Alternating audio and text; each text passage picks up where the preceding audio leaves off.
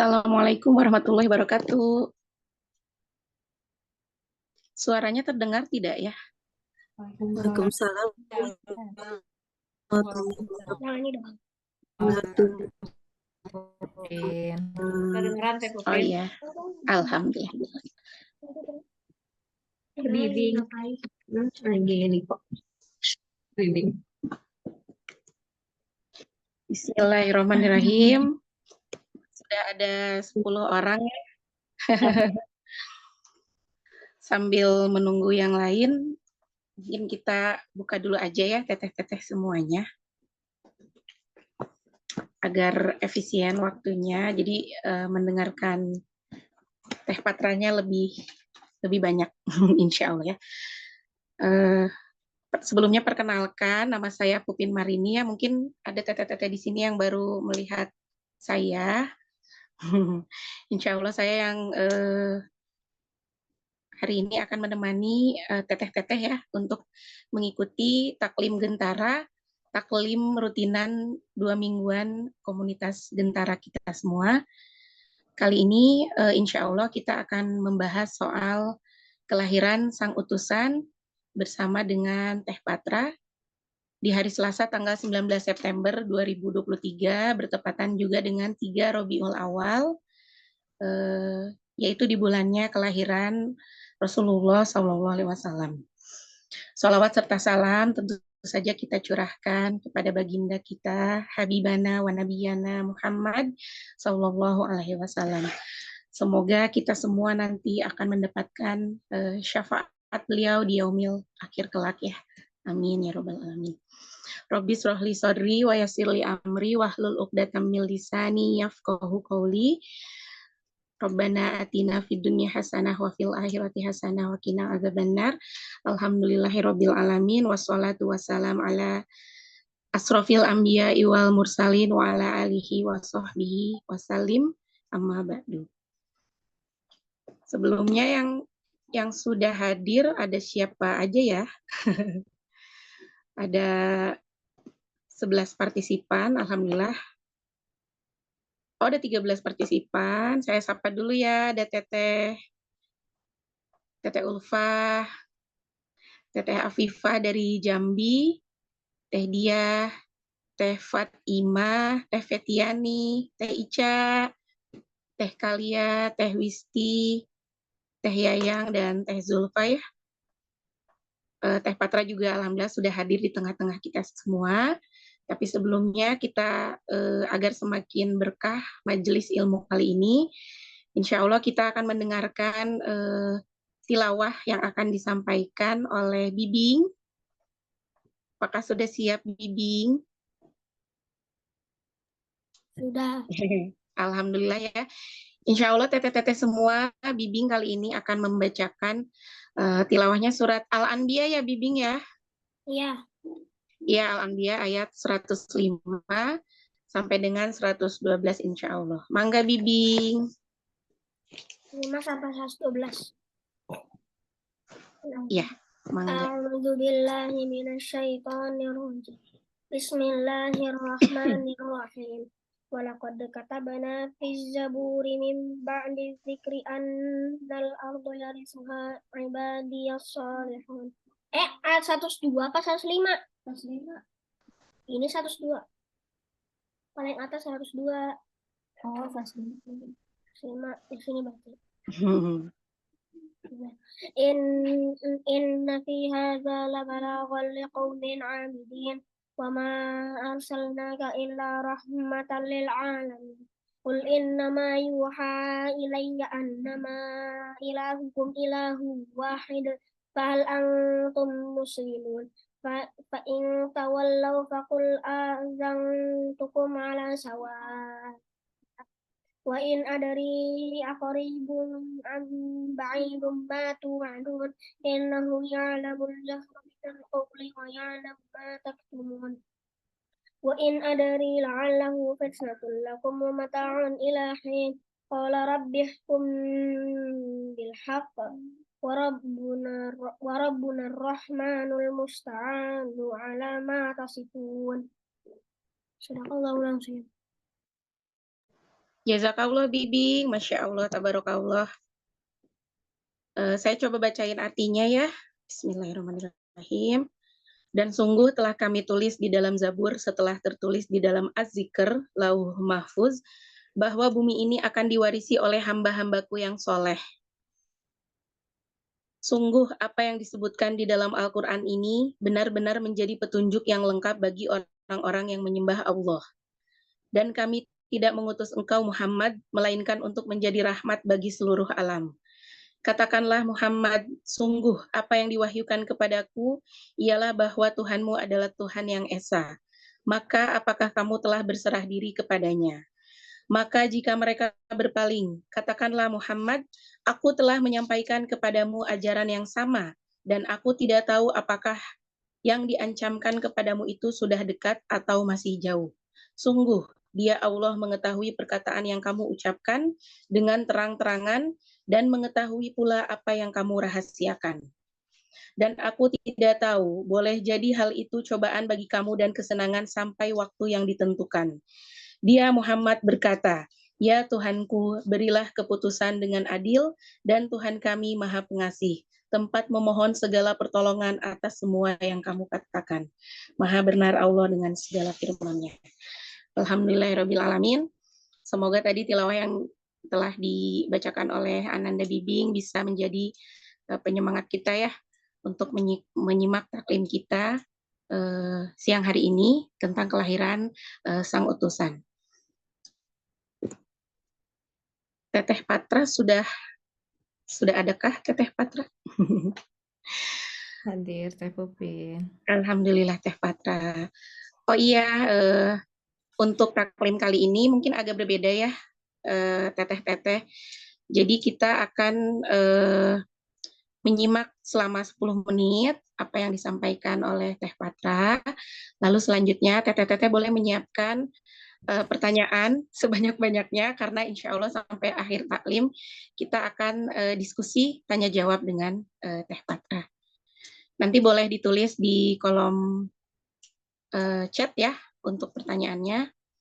Terus saya mengingatkan juga untuk teteh-teteh jangan lupa untuk mengisi absensi kita, G-form, sambil yang ingin berniat untuk berinfak sudah ada informasinya di Google Form yang sudah ada di kolom, yang sudah disematkan oleh teteh admin di kolom chat ya.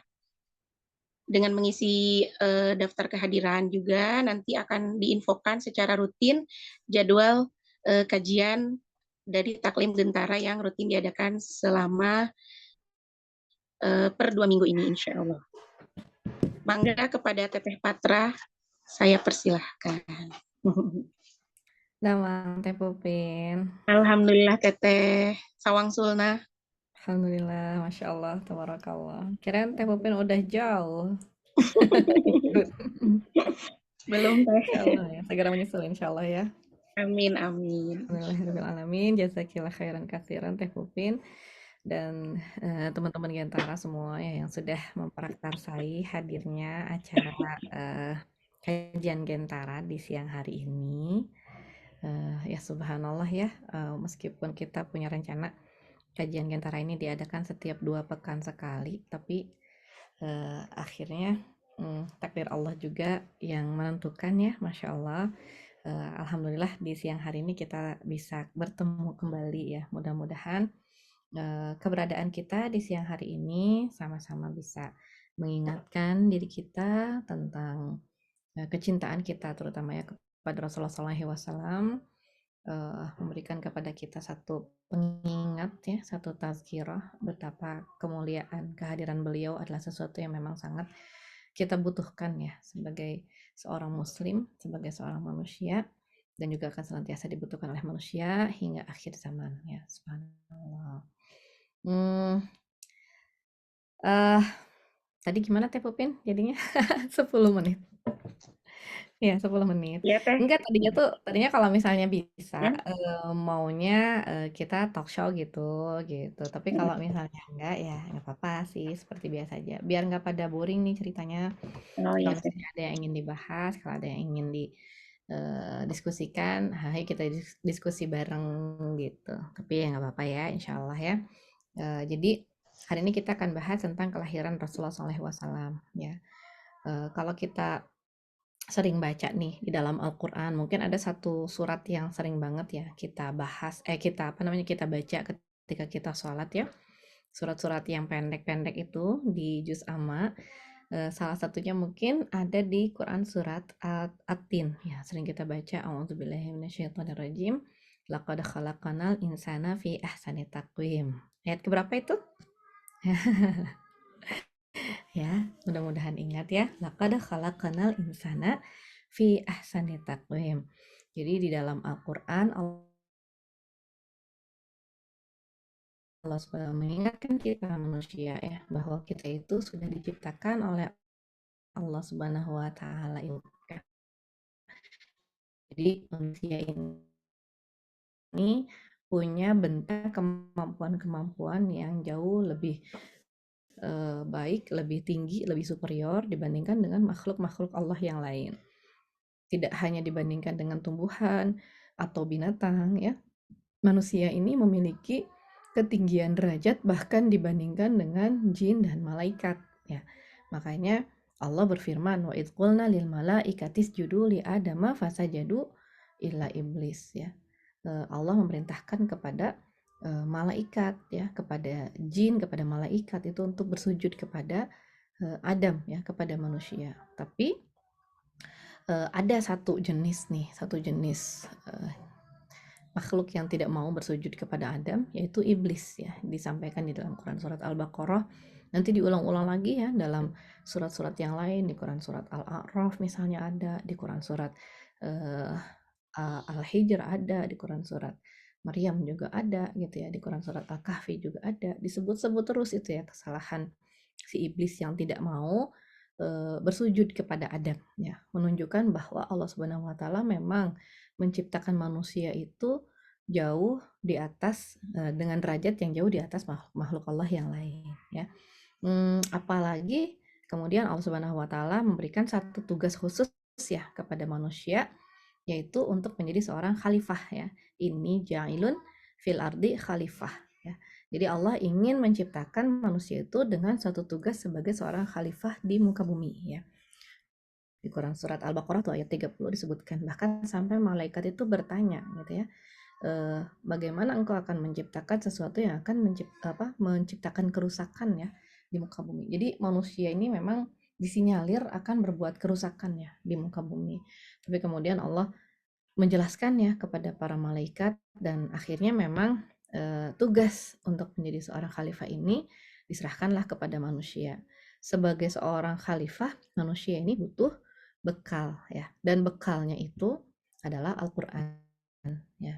Di dalam Quran surat Al-Hasyr misalnya disebutkan oleh Allah Subhanahu wa taala bagaimana Allah menawarkan Al-Qur'an ini kepada makhluk-makhluk Allah yang lain, termasuk kepada gunung ya. Ditawarkan Al-Qur'an ini kepada gunung, tapi kemudian gunung itu khasyi'an mutasaddian gitu ya, hancur berkeping-keping karena merasa keberatan ya dengan amanah berupa Al-Qur'an ini ya. Tapi manusia dengan dengan pedenya gitu ya mengambil amanah tersebut, sehingga akhirnya kitalah yang diberikan amanah untuk menjadikan Al-Qur'an ini sebagai fasilitas sebagai khalifah tadi di muka bumi ya. Tapi di dalam Al-Qur'an juga Allah menceritakan ya bahwa manusia itu sesudah diciptakan fi ahsani taqwim itu ternyata nggak semuanya selalu berada dalam kondisi terbaiknya gitu. Jadi nggak semuanya manusia yang diciptakan oleh Allah Subhanahu wa taala itu menjadi manusia yang mulia atau manusia-manusia yang insan kamil. Faktanya jauh lebih banyak manusia yang menjerumuskan dirinya itu kepada kebinasaan. Jauh lebih banyak manusia yang menjerumuskan dirinya kepada kezaliman. Jauh lebih banyak manusia itu yang menjerumuskan dirinya kepada kehinaan ya. Sampai Allah mengatakan ulaika kal an'am ya, manusia itu seperti binatang ternak ya. Kalau di dalam Al-Qur'an Allah bilang seperti binatang ternak, balhum adol, bahkan lebih rendah lagi gitu ya daripadanya. Di dalam ayat-ayat yang lain misalnya Allah mengatakan manusia itu seperti kera gitu ya, qiradatan khasiin gitu ya, seperti kera ya. Bagaimana dalam ayat-ayat yang lain juga Allah menceritakan bagaimana manusia itu memiliki sifat-sifat kebinatangannya di dalam dirinya yang kadang-kadang sifat-sifat kebinatangannya itu sedemikian dominan ya, yang membuat manusia ini akhirnya kehilangan kemuliaannya sebagai seorang manusia. Kehidupan manusia ini akhirnya tidak lebih mulia daripada hewan-hewan yang tadi diciptakan oleh Allah Subhanahu wa taala. Yang harusnya hewan-hewan itu menjadi apa namanya? Menjadi sesuatu yang bisa dimanfaatkan oleh manusia, menjadi apa namanya? Benda-benda ya atau barang-barangnya yang eksploitasi oleh manusia, tapi kenyataannya banyak manusia yang akhirnya menjerumuskan diri, menjatuhkan diri sampai berada di dalam posisi binatang-binatang ternak tersebut gitu ya. Dan ini bisa kita lihat ya di dunia zaman sekarang ya, bagaimana semakin kacau balau nih ya kehidupan manusia zaman sekarang ya, bahkan melakukan hal-hal yang hina gitu ya, yang bahkan binatang pun tidak melakukan itu, bahkan jin pun tidak melakukan itu gitu ya, apalagi malaikat gitu. Bagaimana misalnya kita lihat manusia melakukan hal-hal yang diharamkan oleh Allah Subhanahu wa taala dan ternyata fitrahnya iya. Fitrahnya hal yang haram itu kalau dilakukan oleh manusia, itu akan membuat manusia itu melakukan hal yang lebih parah lagi, hal yang lebih parah lagi, dan hal yang lebih parah lagi.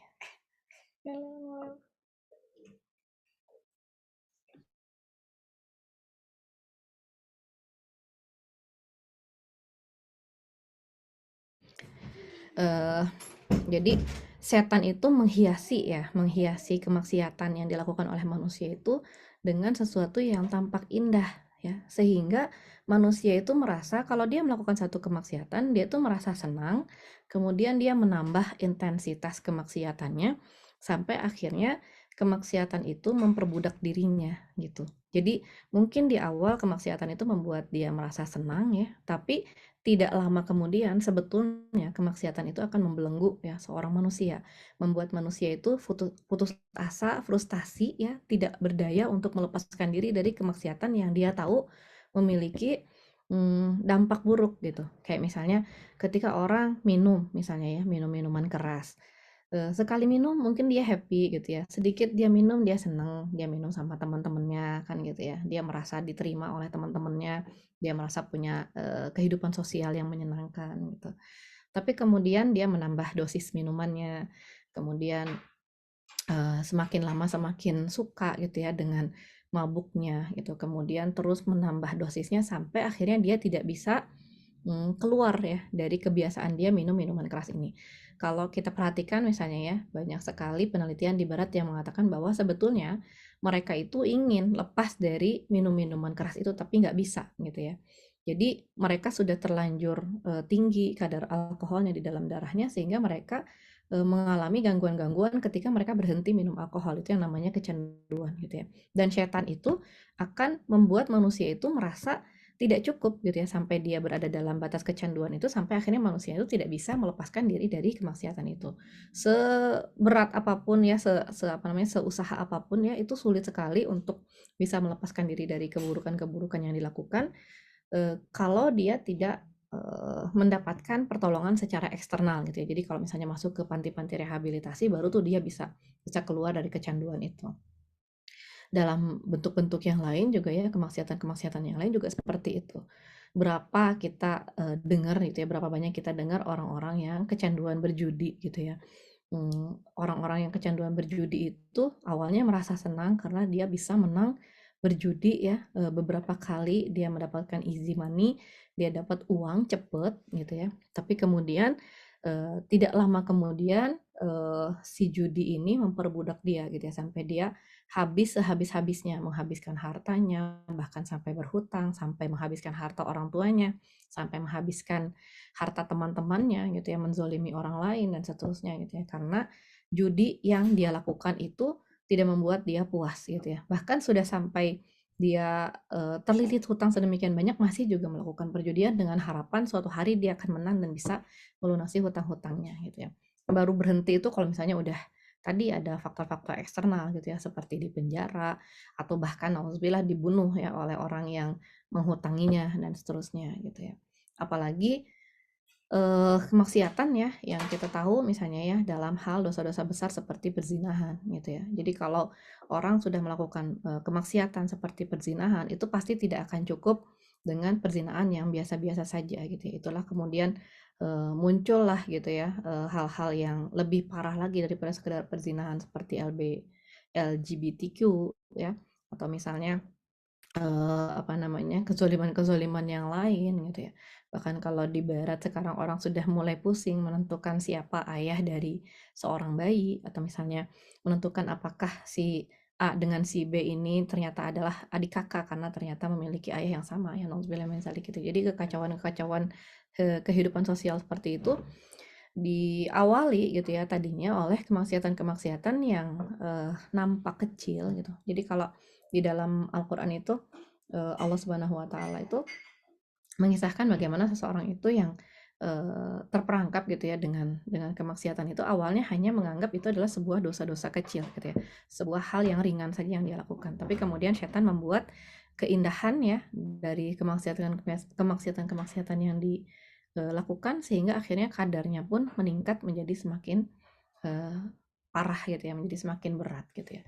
Nah, dalam kondisi manusia ini seperti, apa namanya, an'am tadi ya, seperti binatang ternak dan, balhum adol gitu ya. Eee, Kondisi ini yang dulu di zaman Rasulullah SAW ya, sebelum Rasulullah, lahir itu disebut sebagai zaman jahiliyah ya, yaitu zamannya kebodohan. Manusia-manusia di zaman itu, tidak bisa ya membedakan, kebaikan-kebaikan dari keburukan-keburukan gitu ya. Makanya kebiasaan-kebiasaannya ya Masya Allah ya, betul-betul, tidak manusiawi ya sebetulnya. Seperti mereka punya kebiasaan mengubur anak-anak perempuan mereka gitu ya. Jadi setega itu gitu ya, setega itu mereka mengubur anak-anak perempuan mereka karena mereka merasa malu kalau, istrinya itu melahirkan seorang anak perempuan. Atau mereka punya kebiasaan-kebiasaan seperti bertukar istri gitu ya. Jadi bertukar pasangan, kemudian melakukan, kemaksiatan-kemaksiatan yang sudah jelas dilarang oleh Allah, mabuk, judi ya, membunuh dan berzina itu adalah sebuah kebiasaan ya, hal-hal yang umum dilakukan oleh, orang-orang Arab jahiliyah waktu itu gitu ya.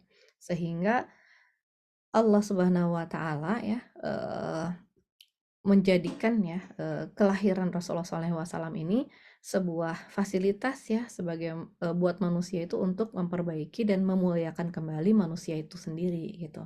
Jadi Allah ingin manusia ini kembali lagi kepada fitrahnya, Allah ingin mengembalikan manusia ini kepada jalan yang lurus ya, kepada jalan yang sudah diajarkan oleh para nabi ya, sehingga, eee, manusia ini bisa kembali, kepada kondisi mulianya dia sebagai ahsanul khaliqin ya, sebagai, makhluk yang paling baik yang diciptakan oleh Allah Subhanahu wa taala. Nah, kalau kita bicara tentang kelahiran ya Rasulullah SAW, mungkin teman-teman juga udah sering baca ya, apa saja sih yang terjadi sebelum kelahiran Rasulullah SAW. Jauh sebelum Rasulullah SAW lahir itu ada beberapa, hal yang terjadi ya, yang mungkin menjadi ciri-ciri atau pertanda akan hadirnya seorang manusia yang istimewa ya.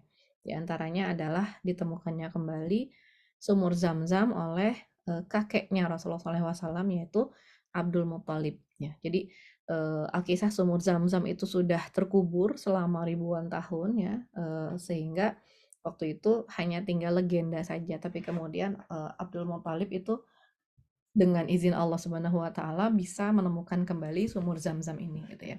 Nah, kemudian, eee, yang yang paling, penting sebetulnya ya, peristiwa yang paling penting itu, yaitu peristiwa, eee upaya penghancuran Ka'bah yang dilakukan oleh Abrahah dan pasukan bergajahnya gitu. Mungkin kita ingat ya bagaimana, Abrahah waktu itu, menciptakan atau membentuk satu rumah ibadah ya, membuat satu rumah ibadah yang jauh lebih indah daripada Ka'bah ya. Mungkin teman-teman ada yang pernah jalan-jalan ke Mekah ya, nggak jalan-jalan ya, mungkin umroh, mungkin haji, teman-teman lihat Ka'bah ya, kita lihat bahwa bangunan Ka'bah itu adalah sebuah bangunan yang teramat sangat sederhana ya, nggak ada ornamen-ornamennya, nggak ada bentuk-bentuknya, itu cuman kotak doang ya, kubus ya, dengan ukuran juga hanya 12 kali 12 meter persegi, 12 kali 12 meter persegi. Nah, tapi Ka'bah ini sejak zaman dahulu ya, sejak zaman Ibrahim alaihi salam itu selalu didatangi oleh orang-orang dari seluruh dunia untuk beribadah gitu. Dan Abraha waktu itu menginginkan ya negaranya juga banyak dikunjungi oleh orang-orang dari penjuru dunia gitu ya, dari semua penjuru dunia, sehingga akhirnya dia membentuk sebuah rumah ibadah yang jauh lebih indah dibandingkan dengan Ka'bah ya. Ini saya ambil dari buku Mumtaz ya. Jadi di buku Mumtaz ini kelihatan nggak ya? Nggak kelihatan ya. Kelihatan. Nanti aja. Nah, di buku Mumtaz ini dikisahkan ya bahwa istana atau rumah ibadah yang dibuat oleh Abraha ini dihiasi dengan emas dan perak ya. Kemudian dinding-dinding dinding-dinding rumahnya tersebut ya, rumah ibadah tersebut terbuat dari pualam yang berkilau. Di ujung aula dia menaiki sebuah mimbar yang kukuh yang terbuat dari gading dan kayu hitam. Lalu dia berkata, orang-orang Arab akan takjub melihat bangunan semegah ini. Mereka akan berbondong-bondong ke sini. Mereka akan segera melupakan rumah usang di Mekah itu. Ya. Abraha memiliki ambisi besar. Dia ingin menjadikan Yaman pusat berkumpulnya manusia di Jazirah Arab untuk beribadah dan berdagang. Lalu dia bisa menjadi raja bangsa Arab dan akhirnya bisa bekerja sama dengan kekaisaran Bizantium untuk melawan Persia. Ya. Nah, ini satu hal yang mungkin ingin saya garis bawahi ya dalam kisah pembangunan masjid yang tadi yang dibuat oleh Abraha ini adalah bahwa ada satu logika yang selalu terulang-ulang sepanjang sejarah ya, dari sejak zamannya Nabi Adam alaihi salam sampai nanti yaumul akhir ya, hari kiamat, bahwa manusia itu selamanya akan memuja-muja materi ya. Manusia itu selamanya akan memuja-muja harta ya. Seperti Abraha yang mengira ketika dia membuat sebuah rumah ibadah yang lebih indah daripada Ka'bah ya, terbuat dari pualam tadi, kemudian dihiasi dengan kilauan emas dan perak, kemudian terdiri dari gading gajah yang sangat mahal harganya, juga dengan batu yang hitam mengkilat ya, kayu yang hitam mengkilat. Dia mengira bahwa semua orang itu akan merasa inferior gitu ya. Dia mengira bahwa dia akan bisa mengintimidasi semua orang dengan harta dan materinya gitu. Nah, sampai saat ini pun kita bisa lihat ya bagaimana orang-orang yang memiliki materi yang sangat banyak merasa bahwa dia bisa melakukan apa saja ya di muka bumi. Banyak orang mengira bahwa dengan uang yang sangat banyak, dengan materi, dengan harta yang sangat banyak, mereka bisa mendapatkan apa saja yang mereka inginkan ya. Dan lucunya gitu, walaupun sejarah juga akhirnya membuktikan ya bahwa hal itu tidak benar, tapi tetap saja sebagian besar manusia menganggap hal itu sebagai sesuatu hal yang layak untuk dipuja-puja gitu. Jadi walaupun misalnya dari sejak zamannya Nabi Musa alaihi salam ya, ketika Allah menenggelamkan Korun ya dengan seluruh hartanya, manusia itu udah dibikin sadar bahwa harta itu nggak bermanfaat loh kalau kamu tidak beriman kepada Allah Subhanahu wa taala. Harta itu bisa ditenggelamkan oleh Allah Subhanahu wa taala kapan saja Allah mau gitu ya. Tapi manusia itu cuma sadar sebentar doang, tapi udah kayak gitu beberapa waktu sesudahnya gitu ya berlalu, kembali manusia itu menumpuk-numpuk harta, menghitung-hitungnya gitu ya, dan tidak pernah puas, akhirnya tamak juga dengan harta gitu ya. Sampai di zaman Rasulullah SAW pun juga seperti itu. Bagaimana Rasulullah SAW di awal dakwahnya itu senantiasa diganggu ya, dihalang-halangi oleh orang-orang yang memiliki materi banyak gitu. Jadi mereka yang memiliki materi ini ya, di dalam Al-Quran itu disebutnya sebagai malaul qaum gitu ya, para pemimpin kaum ini merasa bahwa dengan materi mereka tuh bisa menawarkan apa aja. Itu pernah dibuktikan ketika suatu saat mereka mendatangi Rasulullah SAW kemudian menawarkan harta mereka gitu ya untuk diberikan kepada Rasulullah SAW dengan syarat Rasulullah mau membagi dua akidahnya gitu ya. Jadi sehari beribadah dengan agama Rasulullah SAW, sehari beribadah dengan menyembah berhala-berhala gitu ya. Jadi kalau Rasulullah mau menerima tawaran itu, mereka menawarkan harta yang banyak gitu ya kepada Rasulullah SAW. Artinya logika bahwa manusia itu bisa dibeli dengan uang itu akan selalu ada ya sampai akhir zaman. Dan di zaman sekarang juga itu bukan pengecualian gitu ya. Kita bisa lihat bagaimana orang-orang yang memiliki harta yang banyak itu kadang-kadang sampai pada satu tingkat kesombongan yang membuat mereka itu merasa lebih merajai manusia yang lain dibandingkan Tuhan gitu ya. Mereka merasa bisa menggampangkan segala sesuatu.